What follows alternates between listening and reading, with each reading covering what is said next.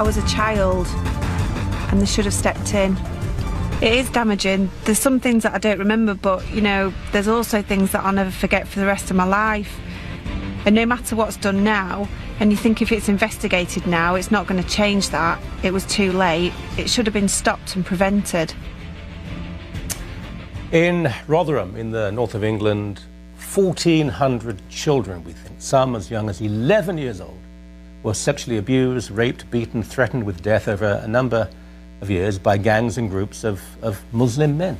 Police in particular were reluctant to take the reports from children and adults seriously for fear of rocking the boat with local community relations, because the perpetrators happened, in this case and other cases, to be from a Pakistani community. Even within those statements, and I applaud them, there was denial. These children and their families, they did report the horrors to the police and the authorities, but nothing was done. Politicians, social workers, police officers did nothing because they were frightened of being accused of racism or Islamophobia. This is not the first time such incidents have occurred, but it may be the worst. Author Douglas Murray from the Henry Jackson Society is, I believe, the most eloquent and courageous voice around issues relating to Islamic extremism in the UK. He joins us now from London. Douglas, I've looked through the names of the people who committed these crimes or are charged with, and no one is arguing for a moment that only Pakistani Muslims commit such crimes, but I've looked through the list. I'm looking for maybe Hindu or Sikh or Christian or Buddhist names. They all seem to be Muslim.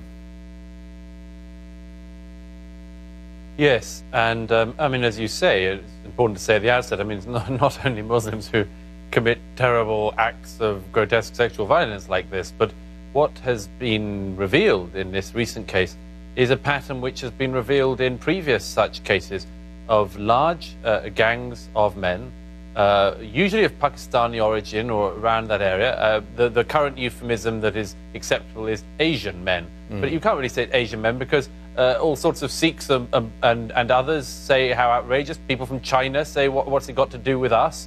There is even now this unwillingness to actually identify what the problem is, which is that there is a particular set of attitudes in a particular community that regards girls from the white community as effectively fair game. And we're still, as a country, almost utterly unwilling to deal with that fact. There is something systemic and ideological that we have to discuss, and that is how South Asians who are Muslim do have a small but influential number within their community have, as you say, a perception of white girls in particular. It's not just in Yorkshire or in Lancashire, it's in London, it's in the Midlands, it's throughout the country. They groom, they give them drugs, they have a specific purpose. This is not the first, this has happened many, many times. No. I mean, just last year, I mean, you mentioned across the country, most people, if you say Oxfordshire, most people think of Oxfordshire, they think of the dreaming spires, they think, quite rightly, of beautiful rolling English landscapes. Well, also now, we have to think of child sex grooming gangs. Last year, a number of men were convicted at the Old Bailey in London of abusing multiple young white girls, feeding them drugs, repeatedly raping and gang raping them. This has become something that happens on a regular basis. Trials like this, revelations like this, coming along on a regular basis. And the same story occurs again and again, which is that the local authorities, local council workers, local care workers, local police and police commissioners and others are revealed time and time again not to have done anything to stop it because they were fearful of accusations of racism and or Islamophobia.